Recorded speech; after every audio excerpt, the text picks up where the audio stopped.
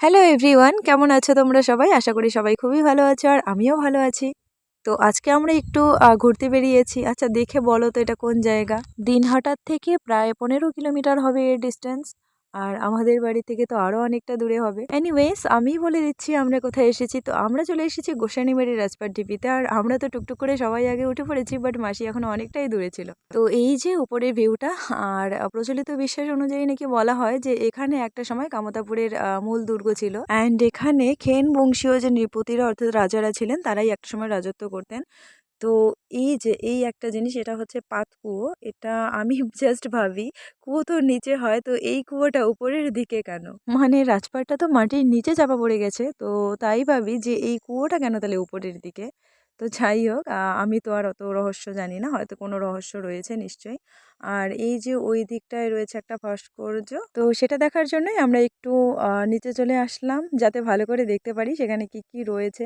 But দুর্ভাগ্য, আমরা ভালো করে দেখতে পারলাম না সেখানে কি কি রয়েছে, কারণ আমরা অনেকটাই লেট করে ফেলেছিলাম। প্রায় সন্ধ্যায় লেগে যাচ্ছিল। বাট শুনলাম যে সেখানে নাকি মাটির, তারপর বা পাথরের থালা বাসন জিনিসপত্র, শিবলিঙ্গ, জীবজন্তুর মূর্তি, সুলতানি আমলের রৌপ্য মুদ্রা, তারপর ইস্ট ইন্ডিয়া কোম্পানির তামা রূপা দুইটাই আর কি, এরকম মুদ্রাও রয়েছে। আর পাশে নাকি একটা পুষ্করিণী আছে। তো আমাদের যেহেতু সন্ধ্যা লেগে যাচ্ছিল, আর সন্ধ্যার আগে আগেই বন্ধ করে দেয়, মানে সূর্যাস্তের আগেই খোলা থাকে, তাই আমরা তাড়াতাড়ি করে সেখান থেকে বেরিয়ে পড়লাম। আর এই যে এই সিঁড়িটা দেখতে পাচ্ছ, আমি তো প্রথমে দেখেই ভেবেছিলাম যে এই সিঁড়িটা হয়তো সেই রাজ আমলেরই সিঁড়ি হবে। বাট পরে শুনলাম যে না, এটা অনেক পরে তৈরি করা হয়েছিল, যাতে পর্যটকদের আর কি ওঠানামা করতে অসুবিধা না হয়। তো তারপর আমরা বেরিয়ে পড়লাম আরেকটা মন্দিরের উদ্দেশ্যে, মানে মাতা কামতেশ্বরীর মন্দিরে। হয়তো তখনকার দিনে মানে আমাদের কামতাপুরের রাজারা মাতা কামতেশ্বরীরই উপাসনা করতেন। আর এই দিকে রয়েছে একটা শিবলিঙ্গ, তারকেশ্বর শিবলিঙ্গ। মন্দির চত্বরে আরও কয়েকটা এরকম শিবলিঙ্গ রয়েছে, বাট আমাদের যেহেতু সন্ধ্যা হয়ে গিয়েছিল তাই আমি সম্পূর্ণ জায়গাটা ঘুরে ঘুরে দেখাতে পারলাম না। আর এইখানে এসে দেখি মানে মন্দিরের ডিজাইনগুলো অনেকটা কিসের মতো বলো তো?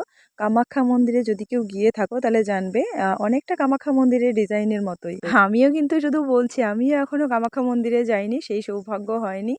বাট ছবিতে দেখেছি তাই রিলেট করলাম আর কি। আর ভেতরে ভিডিও করা মানা, তো আমি সেরকম ভিডিও করিনি। দেন আমরা চলে আসলাম আর একটা শিব মন্দিরে। আর এই শিব মন্দিরটা কিন্তু দিনহাটা টাউনে। মন্দিরে প্রবেশ করতেই তো হনুমান চল্লিশা কানে আসলো, আর মনটা পুরো ভরে গেল। তারপর আমরা সেখানে কিছুক্ষণ থেকে সন্ধ্যা আরতিটা দেখলাম, সত্যি খুবই ভালো লাগে। আর জানোই তো, মন্দিরে আসলে এক অদ্ভুত শান্তি আসে মনে। অবশেষে আমরা বাড়ির দিকে রওনা হলাম, আর বাড়িতে এসেই তো প্রচন্ড ঠান্ডা লেগে গিয়েছিল, তাই মাসি এটা বানিয়ে দিয়েছিল। তো চলো, ভিডিওটা এই পর্যন্তই। ভালো লাগলে লাইক কমেন্ট করে দিও, আর চ্যানেলটা সাবস্ক্রাইব করে দিও। টাটা।